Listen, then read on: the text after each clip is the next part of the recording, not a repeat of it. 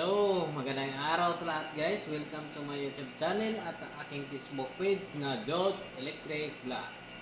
And guys, ang topic natin or video natin ngayon guys ay tungkol na naman sa kaibahan ng wiring dito sa Pilipinas at sa ibang bansa guys. Ipapakita ko doon sa video ko guys at ituturo ko kung paano guys yung wiring nila doon at saka dito guys. Okay? Pero bago tayo doon guys, shout out ko na sa lahat ng mga followers ko, mga subscriber ko. Maraming salamat sa inyong lahat guys na patuloy na sumusuporta sa aking mga video. Maraming salamat po sa inyo lahat. Hindi ko na kayo may isa-isa guys dahil marami din kayo. At saka alam niyo na kung sino-sino kayo guys. Maraming salamat po. Tara dito doon tayo guys. Itong topic natin ngayon ay tungkol na naman ito sa ilaw, kung bakit iba dito kaysa Pilipinas. Sa Pilipinas kasi iba kasi rito. Tingnan nyo ha. Tingnan nyo. Ito ha. Dalawa yung earthing dito. Bumaba. Kasi itong isang earthing galing to sa home run. DB to ha. Dumiretso dito. Sa switch tong nandito.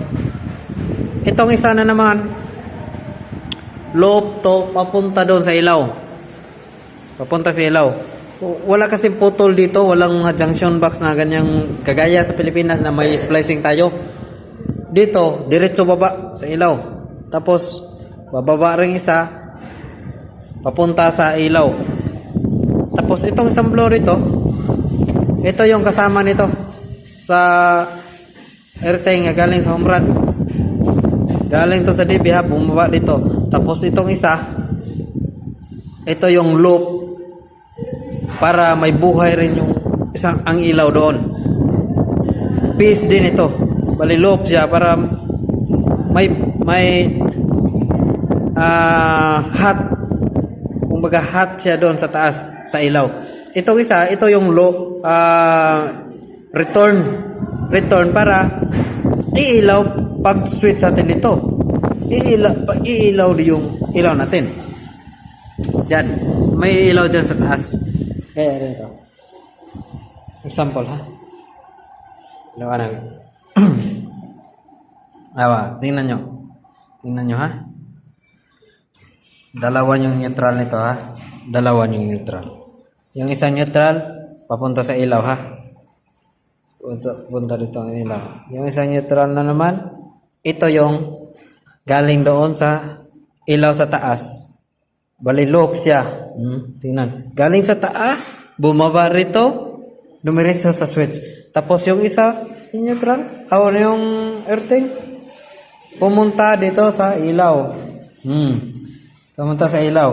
Tapos ito, magtaka kayo, isang blow, galing to sa home run. Ha? Tapos itong isa, bumalik,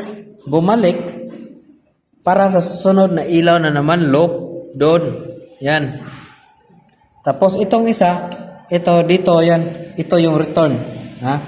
Tapos, itong itim, pagtaka kayo, neutral to. Yung galing sa home run. Bumaba siya dito. Hindi na siya pumunta ng switch, ha? Balik, ang bumaba doon, hot at saka return na lang. At saka earthing. Okay? Tapos ito, loop na dito. Okay? Ganito yon. I-drawing ko naman. I-drawing ko ha. Kung paano nangyari yan. Dito lang para hindi makita. Ito ha. Tatlo ko yung gawa ha.